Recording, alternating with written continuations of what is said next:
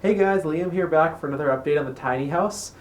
This one's going to be kind of an unusual one. I know we haven't made an update in the last couple weeks because it's been kind of slow putting up the walls.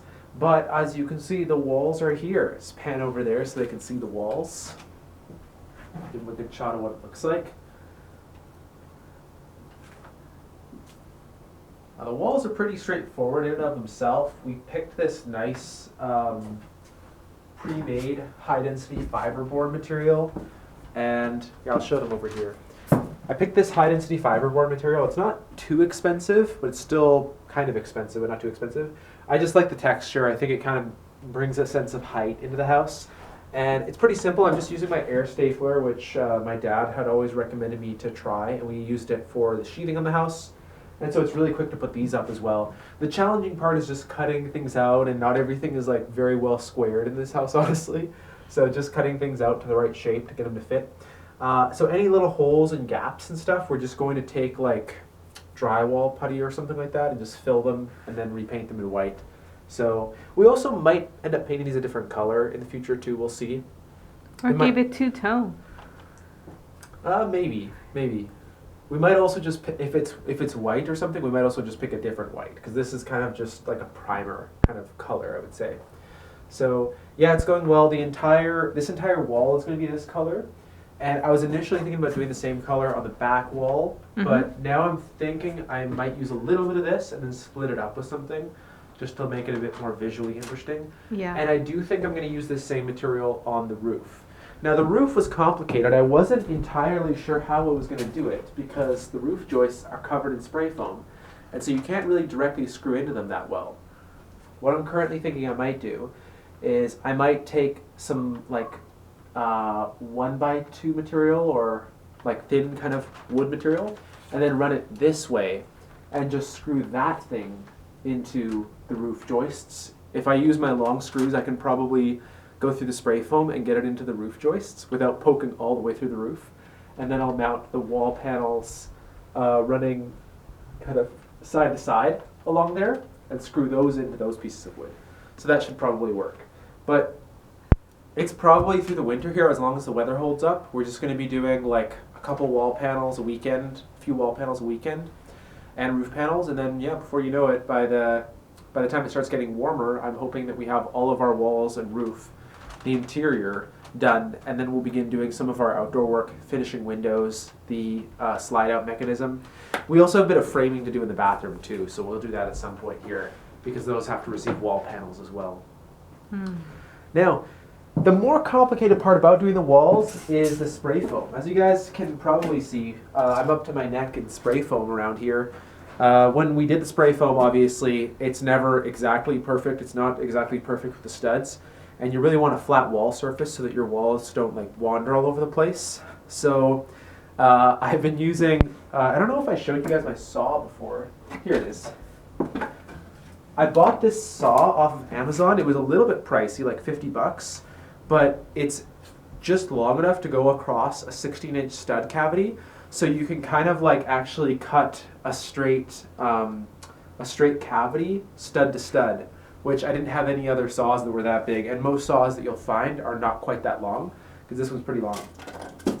So I've been using this to artfully cut out everything so that it's nice and flat, and so that a wall panel will just clop right on there, and then I take my staple gun and just hold it down. That's pretty much how we've been doing it. Spray foam cutting is pretty time consuming, but I'm getting a lot better at it. That's mainly one of the things too, is that it's kind of tiresome and takes a long time. But you also need to make sure that you get a good job and get it like right onto the stud. So I've already kind of prepped, well I obviously did these sections already. I am pretty close to done the loft, all the walls. And I think I'm done all the back. I'm pretty much done all the main house. And on the roof, that's another kind of tricky one. On these like complicated surfaces, where you get like, you know, the back wall, the side wall, and then the roof intersecting, there's like usually a bunch of really big spray foam clumped in the corner because it's expanding in all three directions. So that's complicated to cut out, but I finally got that. But yeah, I'm going to have to clean up the roof a little bit just so stuff is not sticking down, and so we can get the roof panels, I guess, stuck nice up and high there where it's not taking away our roof space.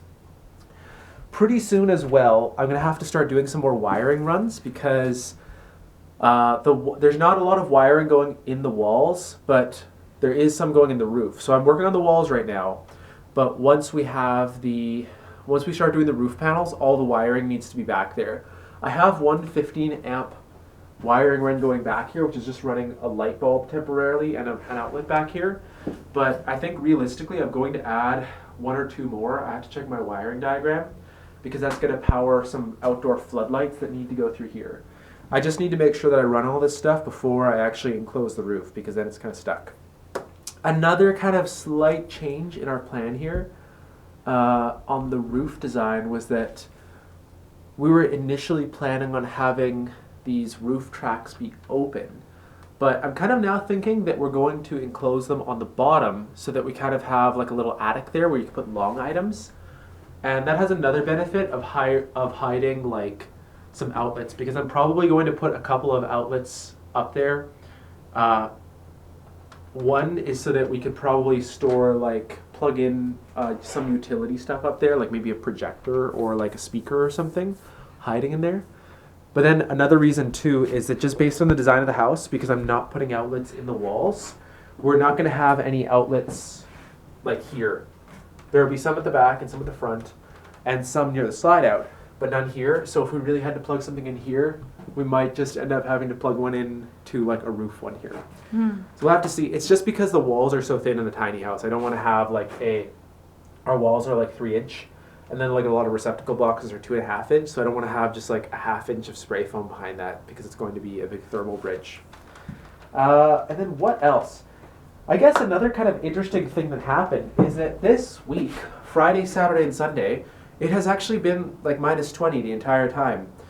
And it wasn't supposed to be that cold, but I turned on the heat pump on Friday because it wasn't supposed to be that cold. And I was like, okay, we'll see what happens. And then on Saturday morning, I saw like, oh, it's -18 out. I have to cancel my friend coming over because it's going to be too cold. The heat pump's not going to be working. And after I asked him not to come, I went in here and I realized, oh, it's actually warm. And I was like, oh, the heat pump is putting out warm air. That's odd.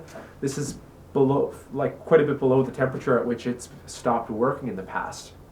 Today, it's -22 right now.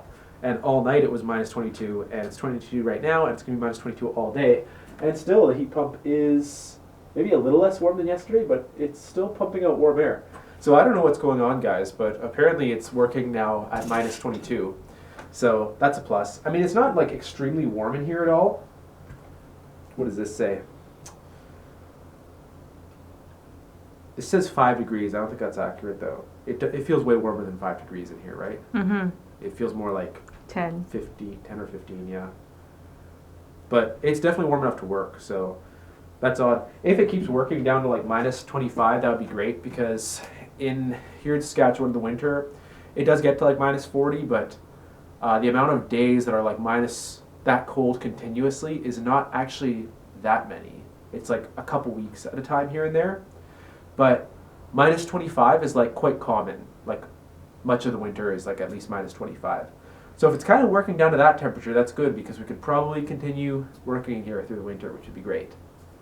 But anyway, that's about it, guys. I don't know how many more updates we'll be doing on the walls because it's going to be kind of slow. Probably just like every few weeks we'll do one just to show you guys like a new section that's done. But thanks for watching. See you guys in the next video. Bye.